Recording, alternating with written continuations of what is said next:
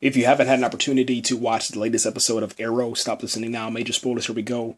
Tonight's episode was called The Brave and the Bold, as Oliver, Arsenal, and Diggle pursue a killer named Digger Harkness. They encounter an Argus team.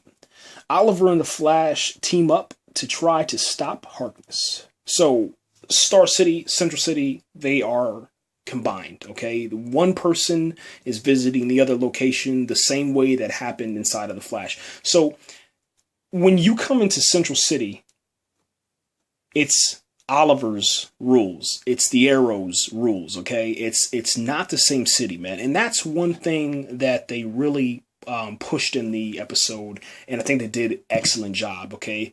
Because he was like, and please forgive me, this is going to be a horrible impersonation of Oliver Queen Arrow, but I'm going to try it anyway.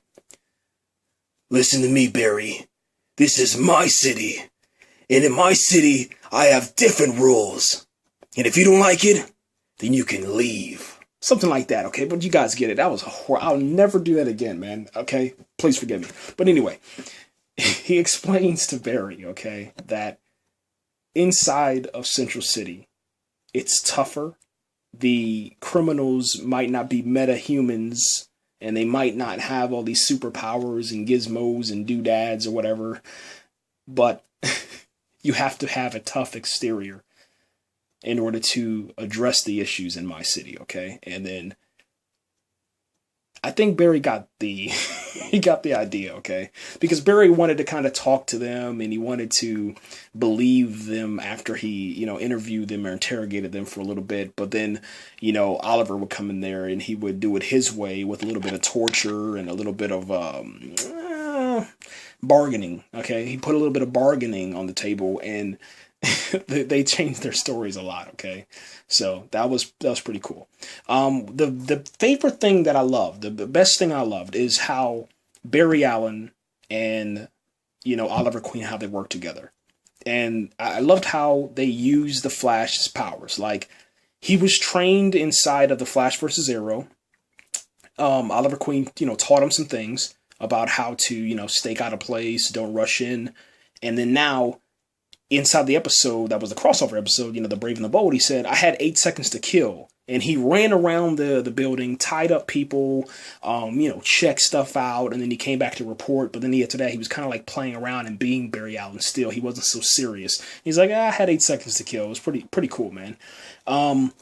Another thing that I really loved about the episode was that Digger Harkness and his boomerangs, they were, Captain Boomerang, they weren't too bad. All right. And now here's the thing. There are some opportunities, for them to improve upon, probably later on in the series or something like that. If Captain Boomerang can hit every single target, and don't get me wrong, they're not Oliver Queen, they're not Arrow, they're not the Flash. There's no way in hell that the boomerangs are going to miss Oliver Queen. They can miss the Flash, but they're not going to miss Oliver Queen. They're not going to miss Diggle's wife. That's my only problem. I'll get over that. Digger Harkness is a hired gun. He's using 3D printed polymer.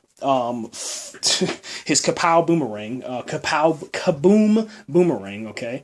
And that's how he's making these boomerangs. He's using that 3D printed polymer. And they fly, dude. They really fly. I was like, let me put it like this. When I heard about Suicide Squad, I was like, who the hell is Captain Boomerang? And it's like, this dude really has boomerangs for weapons? I was like, that's a crock of... And then all of a sudden, it makes sense tonight, okay? So now I understand why they chose him for the Suicide Squad. It's going to be very cool to see how the DC cinematic universe is going to compare to this episode. Because The Brave and the Bold is a very, very good episode, man. Very good episode. Diggle's wife, Layla, was one of the reasons why Digger Harkness came to Central City and is trying to kill some of those Argus members and trying to hunt her down.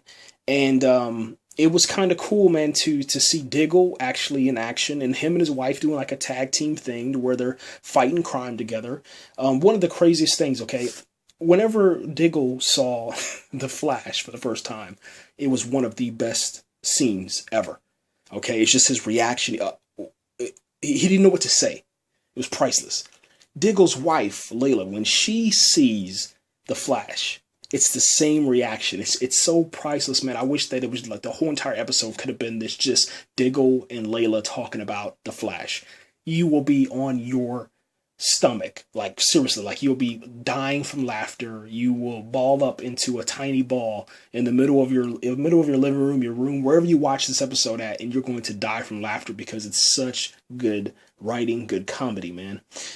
She calls the Flash, Layla, she calls the Flash Speedy, which was just absolutely hilarious. Some of my favorite lines, man. My Chinese sucks. Barry can walk on water, and that's like the reaction from whenever they see the Flash for the first time. You know, Arsenal was like, Barry can walk on water, and then my Chinese sucks. That came from Oliver Queen, man. Metahumans and superpowers were given to us to deal with the crazy. Okay, that was one of the like most powerful sentences or phrases or whatever that you want to say. Inside of the episode, man. Metahumans and superpowers were given us to deal with the crazy, okay? Tonight we learned that the Flash is hope. So the Flash is Superman inside of here. He's the idea of hope. And it's pretty freaking cool, right? That was one of the best lines too, you know. It's pretty freaking cool, right? Another thing, screw you, Captain Boomerang. And there was a mention of China White.